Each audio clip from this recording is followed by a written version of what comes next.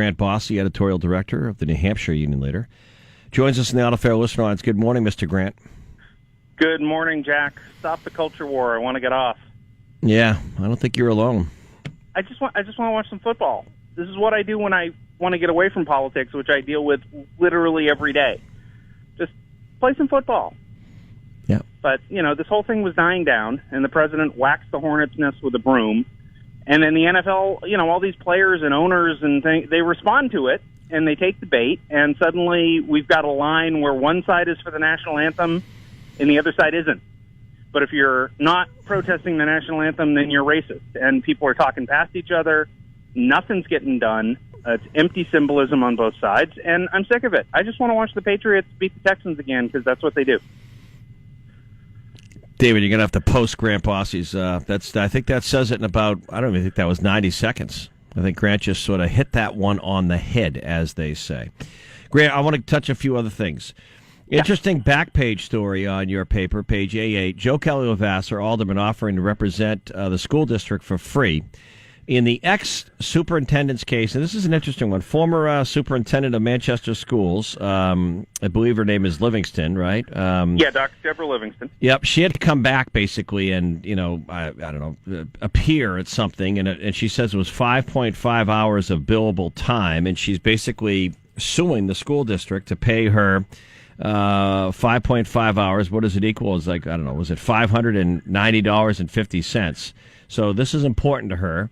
She feels she was not compensated, and the board and I guess the current superintendent have decided not to pay the invoice. What do you make of all this? Well, it gives new meaning to petty cash. Superintendents had in the past, employees, something is hanging out from your old job, and they're like, hey, can you come back and help us with this? And if they agreed to pay her, if they said, hey, we'll pay you per diem, that's fine. They never did. She just kind of assumed, oh, I'm just going to get paid one day at my old salary. And that just hasn't been the practice. They said, okay, we'll pay for your meals, we'll pay for your transportation, and then she submits this bill for her time that they never agreed to. Well, you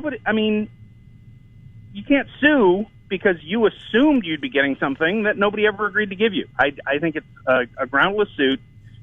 If she didn't want to come back, if she didn't want to cooperate and do them a favor for her old employer that was paying her six figures, she didn't have to. She was under no obligation to do it. Yeah. But she agreed to do it. And then she said, yeah, hey, if it's a favor, you don't send a bill. Did she leave on not favorable terms? It sounds like she's not too happy about her departure. Did she move on? Or did they move her on? I can't recall. There wasn't anything real, one instigating incident. There was some tension with the board over her budgets and how she was handling the school district, and they wanted to bring in somebody new.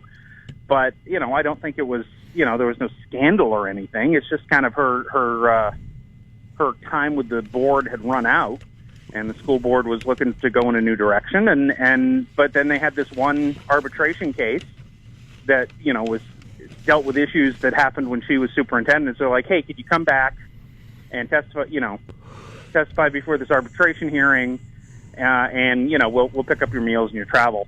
And then she said, sure, here's my time card. For again, less than $600. Maybe we could do a GoFundMe for Dr. Livingston because that $160,000 a year she was making doesn't go as far as it used to. Grant Bossie, the Union Leader, before I touch upon your piece in the paper today, the so-called Republican health care bill, big surprise, Susan Collins in Maine, a no vote. Isn't it amazing, by the way, how politicians don't want to really take action on anything if it means like their state's going to get less money? I'm just talking about the Medicaid expansion. I think that's a crazy way to look at it, to say, okay, how much money are we getting in Medicaid 10 years from now? And if it's $1 less, I can't vote for that. That's an awful no one wants to give up anything, Grant. Medicaid is going to go bankrupt unless we do something about it. People are saying, nope, we're going to lose some money, can't do it. That's a horrible way to do things. No, that's political. Republicans should have passed a simple bill on January 20th, getting rid of at minimum the mandates and the taxes under Obamacare, and they could have come back for the rest later. But it's a lack of political will, and I blame literally everyone who's ever been to Washington, D.C., including myself. It's awful. The underrated upside of apathy, your piece in the Union Leader, in a minute or two, you give us a highlight. There's too many songs, Jack. I got to sit some out. Yeah. I just, we're getting mad at each other over shrubbery in the governor's office. We're getting mad at each other because some state rep who says stupid things said something stupid. I just can't take them all. I'm an opinion writer. It's my job to care about everything, and there's just too much going on. Sit one out every now and then. I mean, you're in the same position I am. You got 3 hours to fill. You got to talk about everything that comes up, and it just feels like there's so much stuff going on now that we've decided to be outraged about.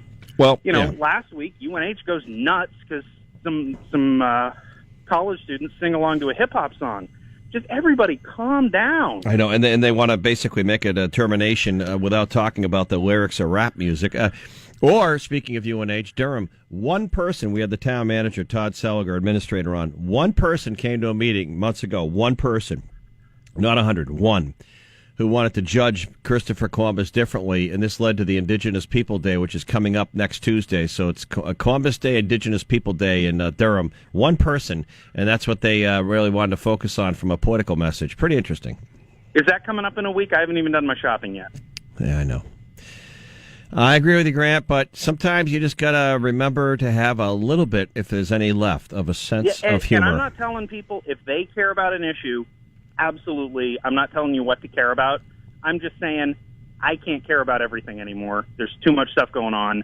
I'm going to leave my pitchfork at home.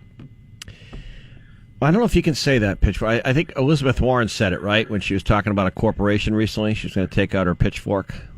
Well, okay. We should protest her then. I don't know. No, I maybe mention hockey stick. I don't know if I'd do pitchfork. I mean, I'm thinking of you. All right, Grant. Great stuff. We'll get this podcast up on our sites. Good one. Thank you, Grant Bossie with the Union Leader. David Laws, traffic and weather.